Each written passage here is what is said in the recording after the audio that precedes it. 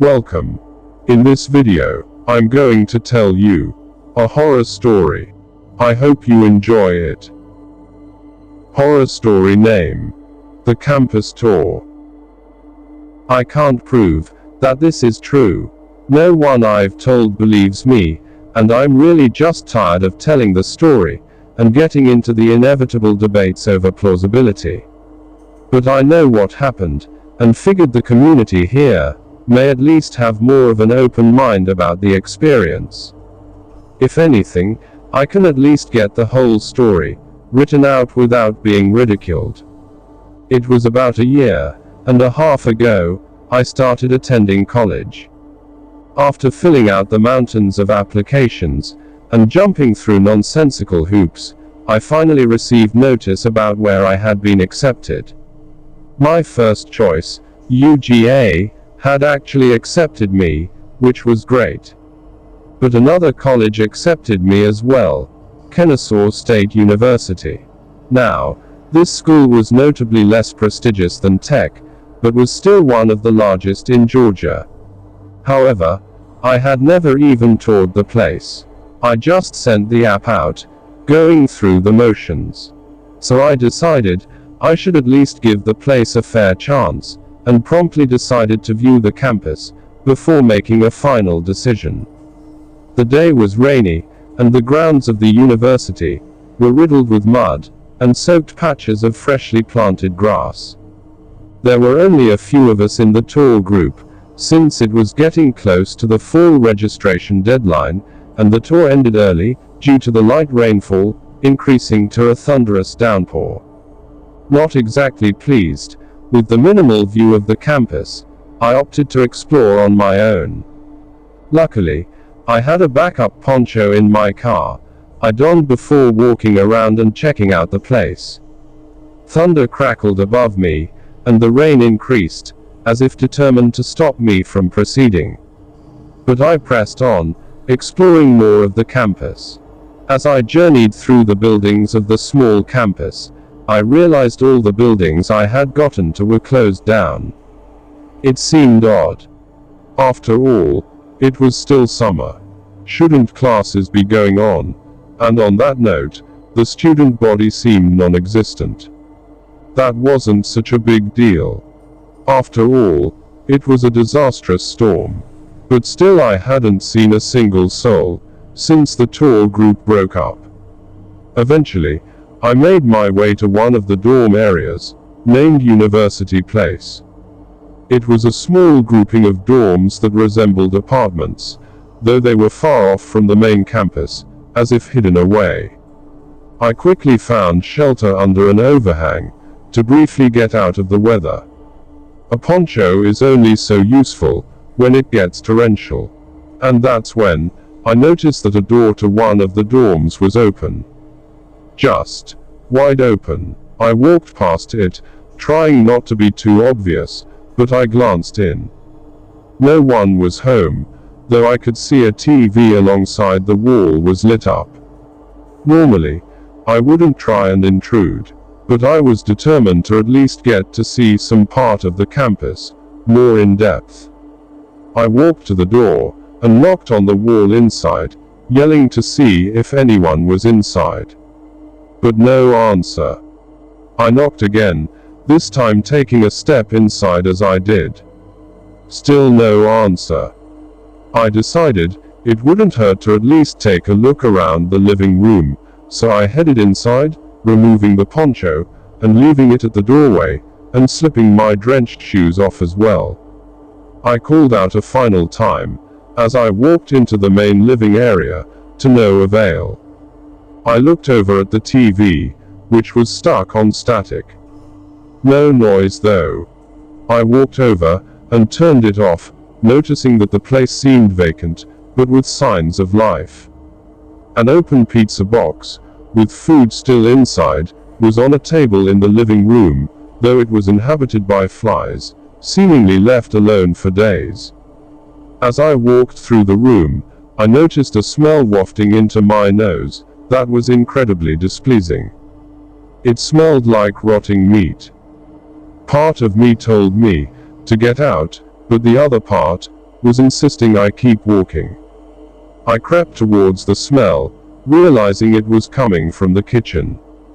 I slowly approached, the smell becoming more poignant as I got closer. I reached the sink and found just that. Rotting meat. Infested with maggots, writhing in the chunk of beef. It was disgusting and disturbing. I nearly vomited from the sight, and smelled quickly turning around and leaving the kitchen only to realize the TV was back on. Maybe it was some odd setting on the TV that made it turn back on. At this point, I was getting pretty creeped out. I turned the TV off again, and even unplugged it from the wall. I decided it was a good time to leave, and started towards the still open doorway. That's when I heard it a thump. I nearly jumped at the noise, but tried to keep my composure. It came from the room near the doorway, labeled A. Now, I've seen enough horror movies to know that you don't go towards the noise. You run away from the noise. So that's what I did. I went straight towards the door and grabbed my poncho, ready to leave. Suddenly, the door flew closed right in front of me, slamming itself shut against the door frame. I nearly fell over from the surprising motion and quickly shuffled backwards. I stared in awe, trying to figure out what had happened. I lurched forward and tried to twist the knob, to no avail. It was as if the door was locked from the other side. I pounded on it and cried out, yelling for help, frantically twisting the knob as hard as I could.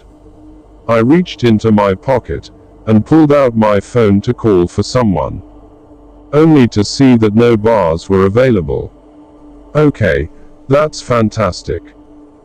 Eventually, I gave up looking around the room for any other way out. I soon realized that the actual dorm rooms had windows in them, which I could maybe use to escape. I could practically feel my heart pounding in my chest as I came to the realization that something was really going wrong here. Was it a joke gone wrong? Was someone deliberately trying to freak me out? If so, it was working. And then, I heard another thump. Louder this time, still coming from that room. As much as I didn't want to approach it, that room seemed like it could have someone in it, which would be my best bet at getting the hell out. I got up, and advanced towards the door, and quickly realized the TV was on again. The static was lighting up the screen, even though the TV was unplugged still. I ignored it. My only concern was getting out at this point. I knocked on the door once, then waited. No answer. I knocked again. But again, no answer. I called out, but nothing. I gripped the knob and turned it, feeling the door give, as I pushed it open slowly. The room was dark, and the weather outside made it impossible to see anything more than the vague outlines of the furniture. A bed and a desk, with some knickknacks here and there.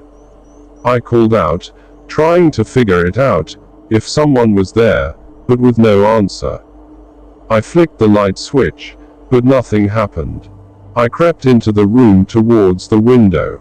It was my ticket at escaping, and I thought about nothing else. Until the covers on the bed rustled.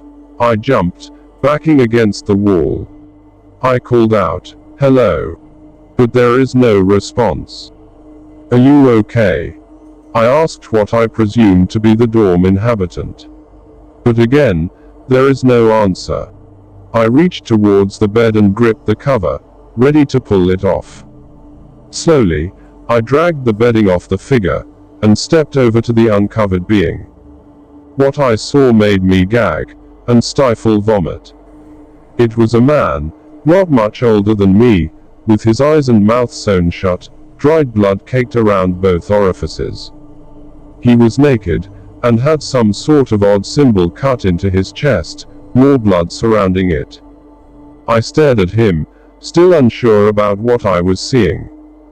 And then, his head turned twisting towards me. He let out a small moan, which made my blood run cold, and created a powerful sense of fear within me. I quickly threw off the sheets, and ran to the window. I unhinged the locks, and pulled up on it as hard as I could, a metallic screeching accompanying its movement. Cold breeze shot in from outside. I didn't care, I was getting out. I forced the window open, the outside rain flying in as I did, and I began to climb out into the world. I tumbled into a bush outside, and quickly got up, looking back to make sure that thing wasn't following me. Oddly enough, there was nothing in the bed now. It was vacant, but I didn't care. I ran. And kept running.